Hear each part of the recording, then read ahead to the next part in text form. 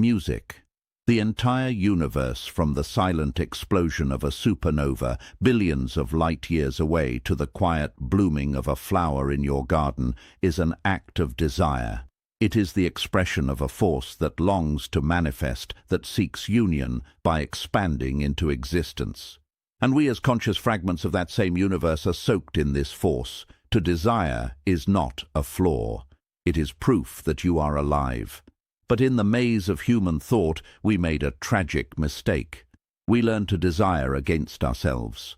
And in that distortion, in that turning inward, desire becomes a blade. One of the most misunderstood and powerful forces in our psyche, lust. Lust promises ecstasy, but often with a cruelty only silence can describe. It leaves behind nothing but ashes and the echo of our own loneliness. There is something inside you that burns, a fever no thermometer can register, a thirst no pure water can quench, a hunger that survives even the richest of feasts. It is a force they never taught you to name in school, but every human, without exception, has felt it erupt through the nervous system like a lightning strike. It leaves us shaking, awake, and terrifyingly alive. We gave it a short name, a whispered one, lust, loaded with centuries of religious guilt. But in naming it, we shrank it, we caged it, we reduced it to its most obvious and superficial expression, sex. But lust, in its true and terrifying form, is far more than that. It is not of the skin, it is of the soul. It is that urgent, sometimes desperate hunger to possess what the mind believes will finally make us whole. What will make us seen? What will make us feel alive, even if that life lasts only seconds, like a flash of lightning illuminating the night before, plunging it into deeper darkness? It is a primordial flame, the very force that Arthur Schopenhauer, the philosopher of pessimism, called the will to live. A blind force, irrational, insatiable, universal. It does not ask why. It does not care for meaning. It drives us to exist, to reproduce, to perpetuate without concern for reason or consequence. It is a current beneath all things. It does not understand morality. It does not care for vows. It does not weigh the destruction it leaves behind. It simply burns. This is the same fire that raised empires and turned them into dust. The same force that waged wars and signed peace. It is the muse behind the most devastating sonnets, the most fevered symphonies, and yes, the soundtrack of those nights the body never forgets. Moments so intense they feel like we touch the face of the divine. But let us speak without illusion now. Let us be brutally, calmly, unapologetically honest. Here in the silence of this moment, that same flame, when not understood, when burning without the guidance of awareness, is the same one that has destroyed families, shattered dignities built over decades, broken trusts once thought unbreakable, and left hearts like bombed-out cities at dawn, ruins, ash, silence. Lust is that whisper in your ear when you are most vulnerable, when you feel invisible, bored, alone. It promises you the world. It promises instant pleasure, immediate validation, a shortcut to escape deep, unspoken pain. But hidden in its promise is a clause written in small, invisible ink, one you never read in the heat of the moment.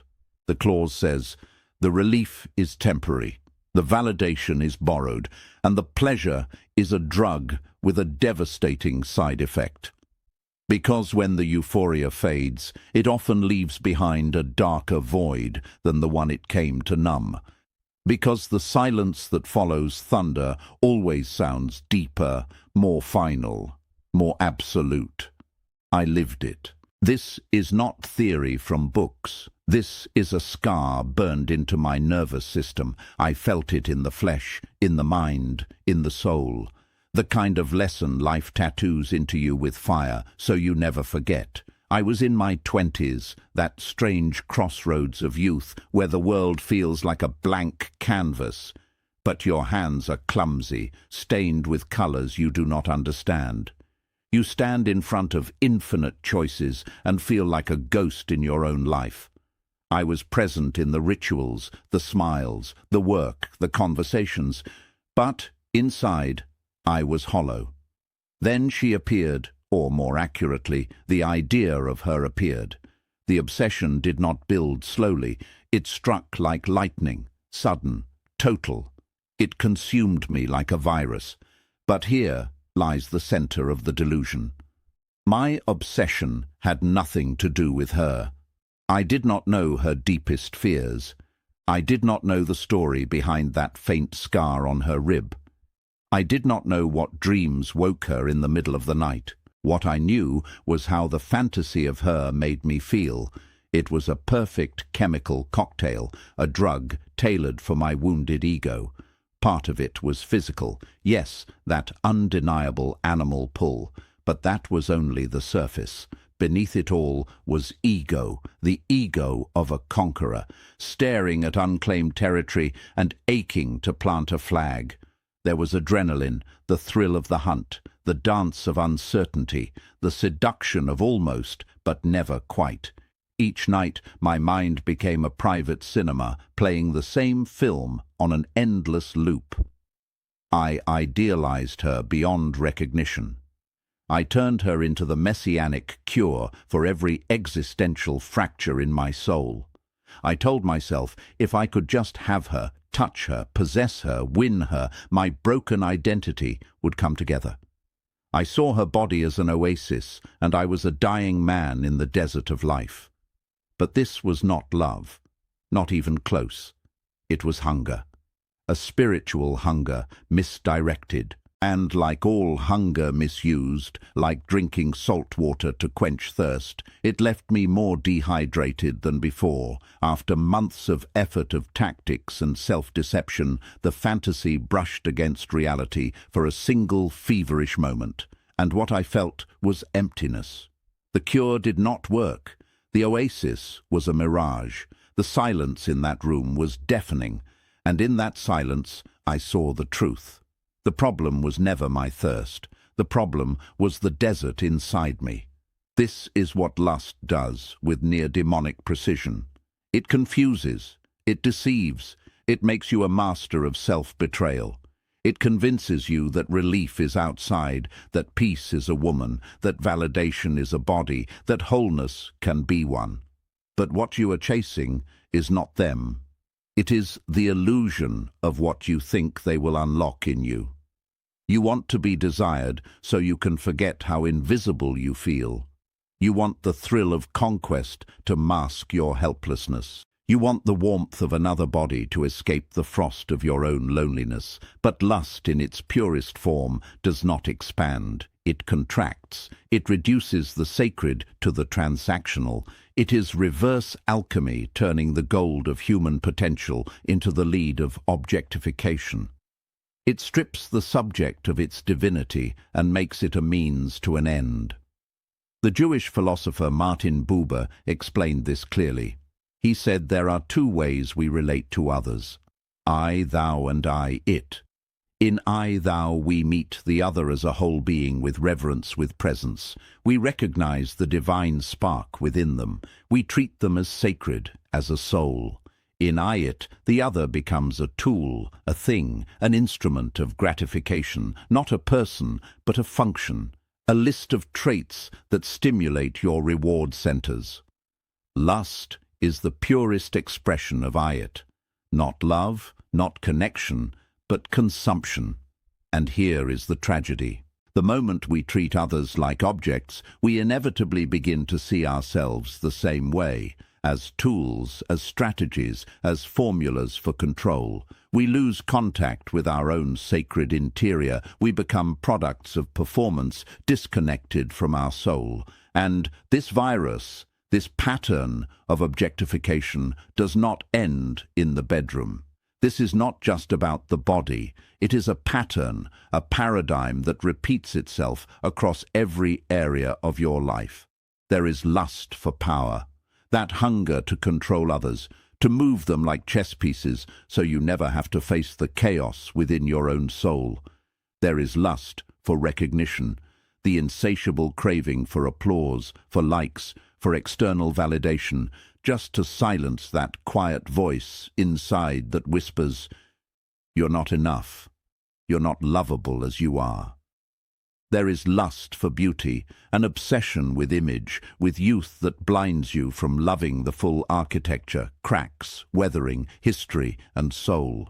There is lust for wealth, a fetishistic belief that some magic number in your bank account will finally buy you peace, the kind of peace you never learn to grow within. But all of these are just masks worn by the same ancient force. It is the hunger born not from need but from lack, from a fracture, from the primal illusion of separation. It is the desperate attempt to fill an inner void with something external, and the universe it has one brutal law. You cannot fill a hole with something that is not made of the same substance. You cannot fill a lack of self-love with praise from strangers. You cannot fill a void of peace with possessions. You cannot feel disconnection from yourself with possession of another's body. In Eastern traditions, this pattern has a name, tanha, an ancient Pali word often translated as craving or desire, but its true meaning is closer to thirst or fever. Tanha is that hunger that grows stronger the more you feed it. Buddha compared it to drinking salt water. The more you drink, the thirstier you become. It is a self-reinforcing cycle. You want something, you chase it, you get it, you feel temporary relief. And almost immediately the thirst returns, more aggressive than before, demanding a new object, a new promise. And here is the most chilling truth. Modern neuroscience is now confirming what ancient sages saw 2,500 years ago with brain scans and molecular precision. When your brain enters a state of deep desire, whether it is lust, craving, or obsession, it releases dopamine, the so-called pleasure molecule. But that term is a lie. Dopamine is not the molecule of pleasure. It is the molecule of anticipation, of pursuit, of the chase. Your brain spikes dopamine not when you receive, but when you almost receive, when you are about to, when it is just out of reach. This is the drug of almost. It is not the reward that addicts you. It is the suspense. Dr. Anna LMA, head of Stanford's Addiction Clinic, explains this in her book, Dopamine Nation. Every time your brain surges with dopamine, it must balance itself. It swings back to pain, to emptiness. The higher the high, the deeper the crash. And the greater the crash, the more you chase again. Not for pleasure, but to escape the ache that came after it. This is the hidden engine behind modern suffering, desire, pursuit, reward, disappointment, repeat. We are hamsters in a wheel, running, achieving, wanting again. But the cost is spiritual erosion, the slow death of joy. We forget how to marvel at reality. We forget how to grow anything patiently, a relationship, a craft, an inner garden. We lose the capacity for real connection. The kind that builds slowly, not through dopamine, but through something else. Oxytocin, the molecule of trust, of human bond, of calm connection. It is not flashy, it is not addictive, but it is real and it is sustainable. And here lies the final tragedy. Lust does not only blind you to others, it blinds you to yourself. It trains you to see people as objects, and in doing so, it trains you to see yourself as an object. You become a machine, a tactic, a mask, a performance. You forget your soul. And worse, you forget that others have one too. But here comes the turning point. The most important shift in everything we have said, the moment where power returns to your hands. Not all is lost. You are not doomed to be a puppet of your neurochemistry. You are not condemned to obey every primitive impulse like an animal chasing instinct, because hidden within the very same flame that once consumed you, there is a door, a way out. And like every sacred secret, that door does not open outward. It opens inward. It opens the moment you dare to pause in the heat of your craving, to take one breath, to summon the one tool that separates you from beasts, your awareness, and to ask with brutal honesty, what am I really chasing? What hunger lies beneath this hunger? Maybe if you are honest, you do not truly long for that person. You long for what they represent, to be seen, admired, validated. Maybe it is not their body you want, but a momentary warmth to shield you from your own coldness. Maybe it is not conquest you seek, but compensation for old rejections that never healed. Lust is not defeated by repression. Try to suppress this force, and you will ignite an explosion beneath the surface. It will not disappear. It will metastasize. And no, it is not healed by endless indulgence either. That only takes you in circles. Desire, satisfaction, emptiness, desire. Again, lust is not something to kill. It is something to understand, to illuminate, to channel. Like a child who cries, not because he is evil, but because he does not know how to express a deeper need. When you stop shaming yourself for desiring, when you stop fearing your own fire and begin to study it, everything changes, because once consciousness shines its light on the dark, dusty basement of your instincts, something powerful emerges: space. A space between impulse and action, and in that space lies your freedom. You are no longer a ship drifting in a storm. You become the captain. The wind still roars, but you steer. You can now look at another person, not as a solution to your emptiness, but as a mirror, a being of equal light, equal shadow, equally divine. Desire does not disappear, but it evolves. It sees, it respects, it no longer consumes, it honors. And now the fire no longer burns you. It illuminates you. The same energy that once drove you toward objectification, addiction, loneliness, now becomes fuel. Fuel to build, to create, to write, to compose, to pursue a mission. It becomes energy for depth, for spiritual practice, for real connection, from fullness, not from lack. Because the spiritual path is not about becoming cold or sterile or asexual. It is about becoming fully conscious, not erasing lust, but no longer bowing to it. It is graduating from the school of survival into the realm of conscious choice. It is about never mistaking dopamine's urgency for the truth of connection. It is about no longer letting the reptile brain dictate the story of your life. So I invite you right now, not tomorrow, not later, now to pause, to turn inward, to look at your fire and ask, is what I am chasing outside of me simply something I forgot how to grow within? Because often the fire we feel is not desire. It is the absence of meaning. It is the disconnection from the infinite love that already lives at the center of your being. And when you finally understand that not as an idea, but as a truth in your cells, you begin to choose. Every day, every interaction, every impulse, you choose the fire that warms, not the one that destroys. This journey we have taken together, it does not end here. In fact, it begins now in the silence after this sentence in your own introspection. The real magic happens when we share, when we reflect one another and realize we are not alone. So I ask you, have you ever felt that soul-level hunger, that post-lust emptiness? There is no judgment here, only a library of human experience. And if you made it this far, if you've walked with us through this entire journey, write this in the comments. The flame illuminates.